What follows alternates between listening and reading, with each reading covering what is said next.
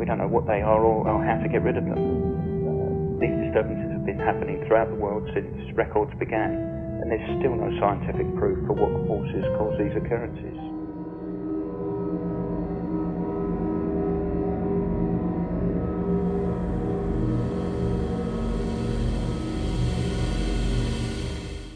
So in 2025, I reviewed a movie called Sniper Corpse, directed by Keith Robinson. And I found that movie, although rough around the edges, thoroughly engaging. So much so I actually bought the Blu-ray after I had watched this movie on YouTube. Now, the director, Keith Robinson, actually has reached out to me to ask me to review his first movie called The Unwelcome, which was made back in 2010. And I believe Sniper Corpse was his third feature movie, and there is another fourth one coming out at some point, which is apparently a lot bigger in scale. So I've just checked out The Unwelcome from 2010, and it is a very, very low budget movie, and the Sniper Corpse was as well, but this is considerably lower budget than that. Probably, you know, a few £1,000s budget, I would imagine. And what's the story?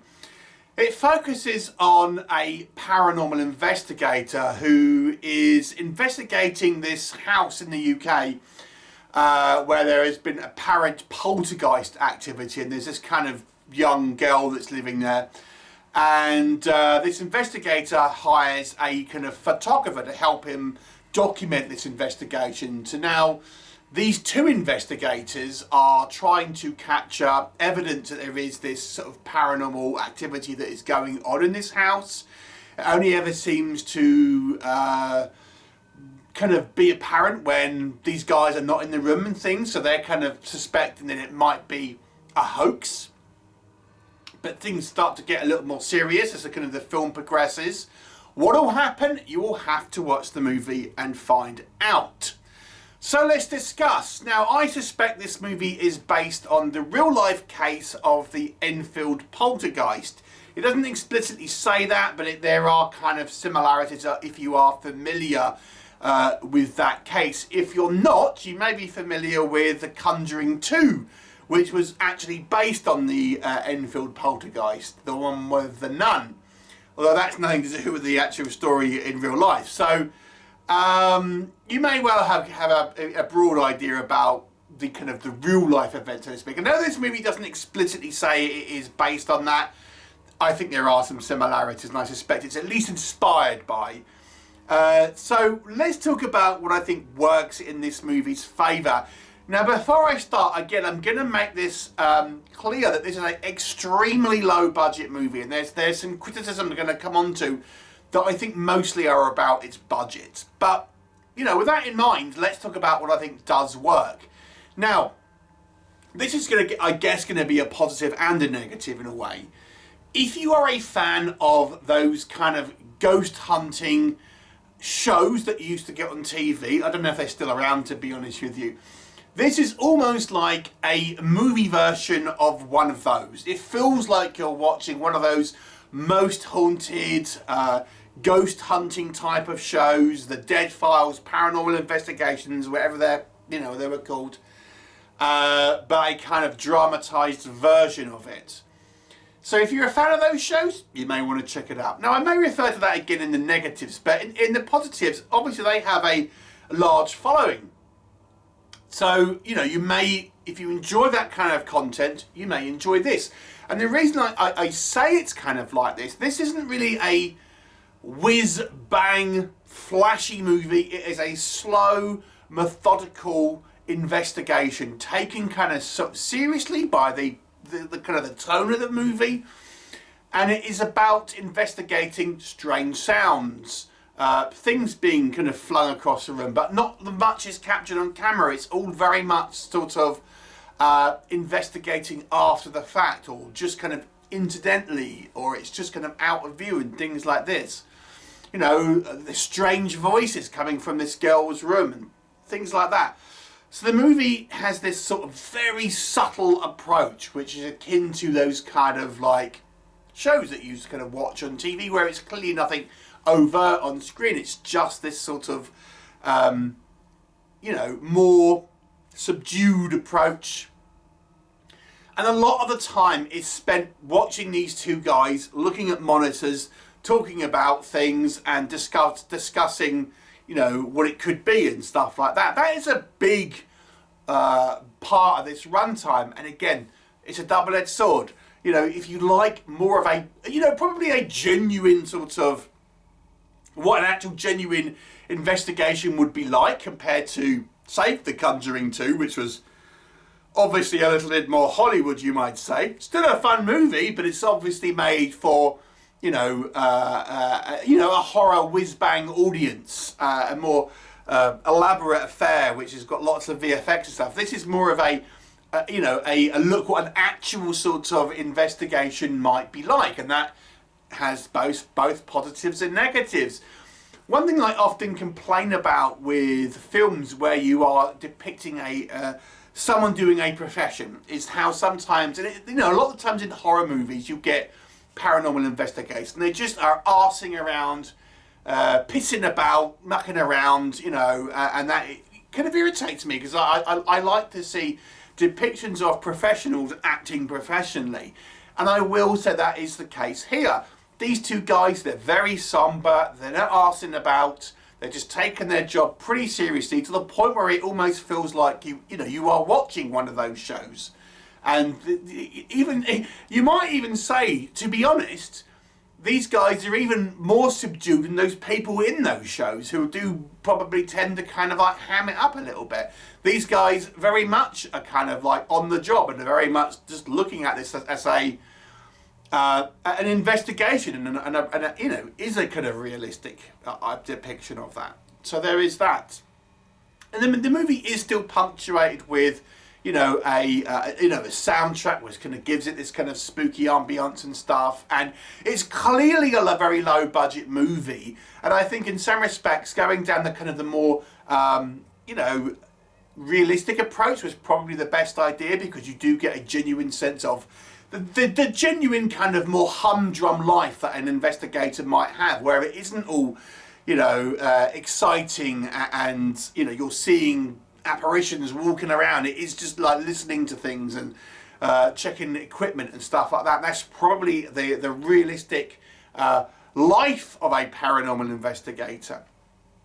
So, you know, I guess you could say that is a plus because it does give you that realism. But on the downside, of course, it is ultimately a little bit on the dull side. There's some sort of stylistic choices here. It's kind of shot sometimes in colour, sometimes in mostly black and white, to be honest with you. And it has a kind of a sort of grainy look to it, which leads me to what doesn't work. Because I feel that if there was ever a movie that should have been found footage, it's this. Because the kind of the homemade feel that this movie has would have been so much more beneficial had they gone the found footage route. Now this is a 2010 movie, so maybe portable cameras and stuff were, you know, less available and stuff, whatever other reason. I think this movie is to its detriment that it's kind of filmed in the traditional style, because the low-tech apparatus that the filmmaking crew are using here really looks very lo-fi, very rough around the edges. The camera work isn't brilliant. Quite often the quality of the film is quite poor. The sound is quite poor, but it would have been forgivable had they gone down the found footage route. So where it isn't a found footage movie, you have to judge it on the standard way of a film is made, and it looks really rough around the edges. And I think when you're making a movie like this, it would have massively benefited from that found footage style. Now Robertson hasn't done a found footage movie, so maybe he's not a fan, but I think that would have, this particular movie compared to the other two movies that I have seen of him, I think definitely would have suited the more found footage style. And as I've kind of alluded to, as realistic as this might be, and I think maybe fans of genuine paranormal investigation may appreciate it, here's the rub.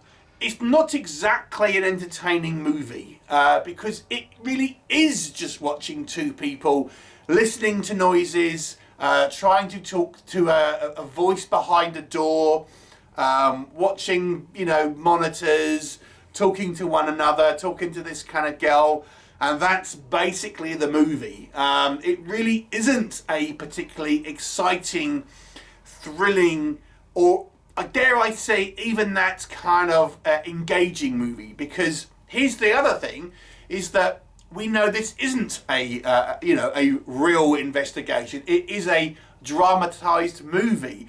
So it's not as if you're watching this thinking, oh, this is a real investigation and what might they find? Because that isn't the case. It's a film.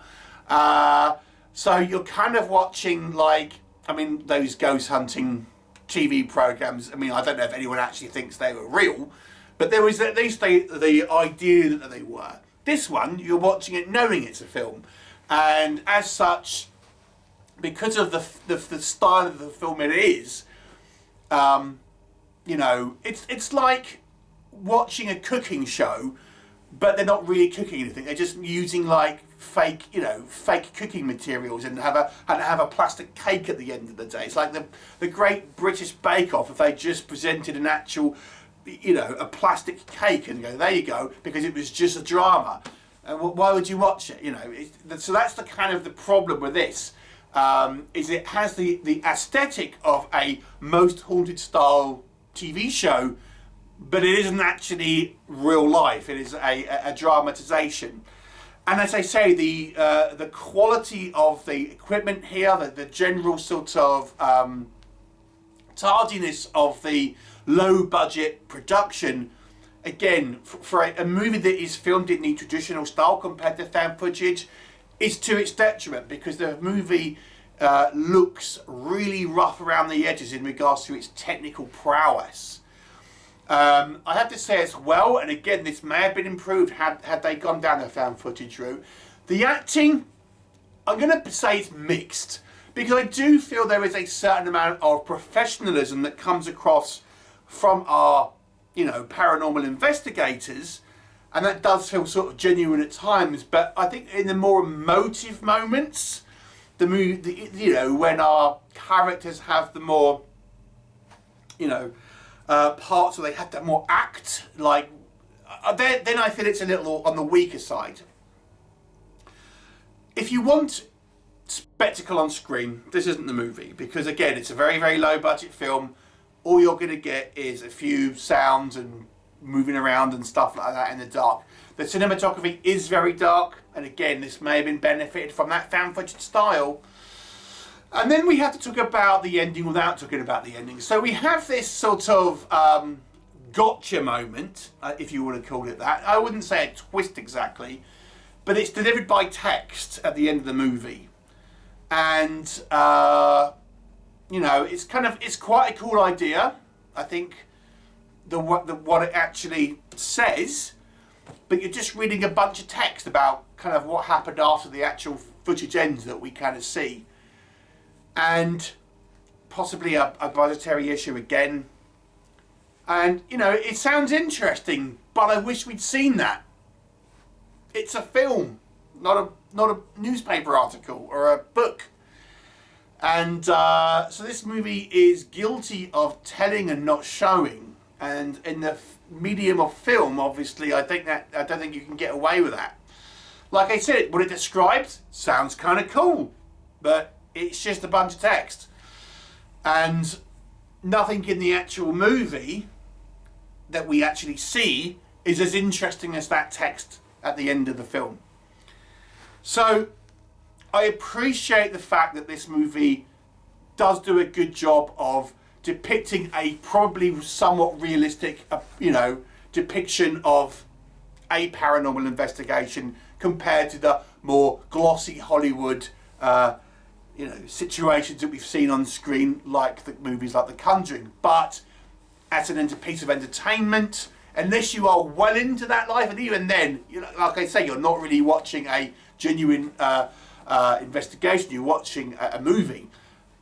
I feel its audience is very limited, and I think most people will find this movie probably a little bit dull. Like I said, this was Robinson's first feature, and I absolutely adored Sniper Corps, even though I had some issues with that because that was low budget. But there's clearly an upward trajectory in these guys' filmmaking prowess. So I'm excited to see this fourth movie, which threatens to be, you know, a lot more proficient in regards to production value. This one, I'm going to give it a 3 out of 10. For fans, as I say, of Most Haunted and stuff, maybe you'd like it. It's available on YouTube. I will try and remember to link it below. I'll also link Sniper Corps, which is also available on YouTube below, so you can watch that as well.